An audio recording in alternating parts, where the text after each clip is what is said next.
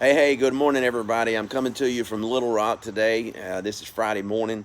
I'm at my son and daughter-in-law's house here in Little Rock, and I've been able to sit out on the back porch here. It's just a very, very still morning outside. Hardly any leaves are moving. I noticed that sometimes in the morning early, that's the way it is. And now there's more leaves moving than there were earlier. And as the day goes on, it will begin to blow a little harder. And I just noticed for me, my best foot forward for the day is to be able to come out and just kind of get still before God a little bit. I do have a tendency sometimes to get busy, to begin thinking about the day, or sometimes we have a tendency to grab our phone and just get our coffee and sit wherever we sit in the mornings, or maybe our Coke, or whatever you have, and to be able to just get going.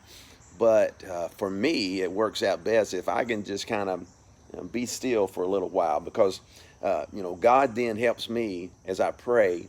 He helps me to process kind of the ideas that are being given out from our friends, and everything else, all the other sources of information that we get. We could just kind of join in with all the other thoughts and uh, have this group think idea, or we can begin to think like Christians and say, God, how is it that you want me to look at some things? And in order to do that, we have to kind of be able to hear Him. Psalms 46, and I think it's verse 10 in the latter of that chapter, it says, he's talking about God's our refuge, and all different, even though the earth be cast into the sea, all those things, how much that God is our refuge. But it says at the end of there, it says, be still and know that I am God, that God will be exalted among the nations. And so as I think about my own life, it's not that the world around me has to stop and be still. It's that I have to stop and be still. Because a while ago, I was noticing as I looked up and the wind just started picking up just a very little bit, um, I could I could notice the smallest movement in some of the leaves, and it's because everything else was still. But you know what? Most of the time, the world won't stop for us, so we can process stuff. Instead, we have to have some time that we can maybe get before God and just say, God, you know, help me to process yesterday's thoughts in an appropriate way, to work through today's situations and stress, whatever might be coming my way, in a way that be glorifying to you, and begin to look at the future in a positive way. Zeth, my grandson, spent the night with us the other day, and so did Lincoln and Avonlea. They came over, but Zeth was in there working on Legos. He likes Legos, and he was making a cylinder out of Legos. It's just a little tube.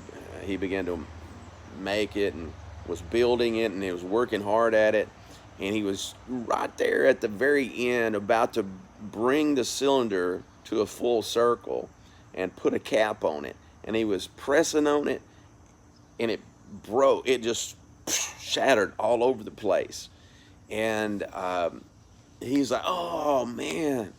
And I was like, it's all right, Zeth, you had it, man. You had it there. And you don't have to rebuild it. He said, no, I want to rebuild it.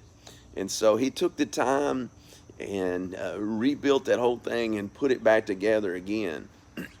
And I know in our life sometimes, man, it seems like that we're, struggling to get something built. We're struggling to get our life in order, and to kind of cap it off the way we want to, and or a project, or just our family, or whatever. And then all of a sudden it seems like it just kind of crashes around us, like 2020 has been kind of that way. It's kind of all sorts of different changes and unexpected events happening.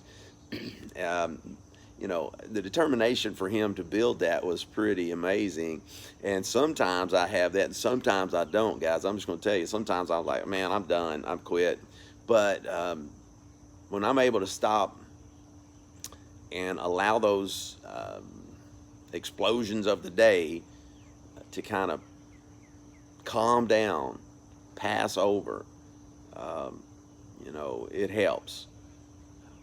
because you know the day's going to move forward. The wind's going to blow. It's going to pick up. It's going to go on its course. And so, as Christians, man, it is our goal to be a source of calmness, a source of truth, a source of love.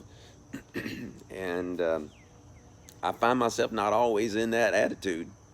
I mean, y'all know the truth. That's the way we are. And so that's why I need to be still in the mornings. That's why I need to be able to stop and say, wait, I need to know that He is God. Not me, not the world, not all the other stuff around me. I need to be still and be reminded that He's God. He's got it all under control. All the little explosions of the little projects that I've been on, all the little things that doesn't seem to fit together like it should. And I just need my time to be able to stop and say, wait a minute, I need to be still before God. I hope that you can find some place this morning, this week, on a daily basis if you can. That'd be great. I know it's not convenient for some people. You know, you get up early in the morning, you got to be at work at 5 o'clock. I mean, it's hard to be still in the mornings at 5 o'clock and without falling asleep, and you got to, rush on to work. But maybe there's some point during the day or in the evening that you can kind of just have that moment to be still. Or maybe it's at the work side. I don't know. Maybe it's on lunch. But take a minute, even if it is just a minute, and just kind of refresh your mind. Let those winds of life kind of come into perspective. Let the voices and the circumstances of our world today be made less daunting. And hopefully we can do that as we sit before God and just are still before Him. God bless you today. Look forward to seeing you Sunday. And I hope you have a great rest of the Friday. Talk to you later.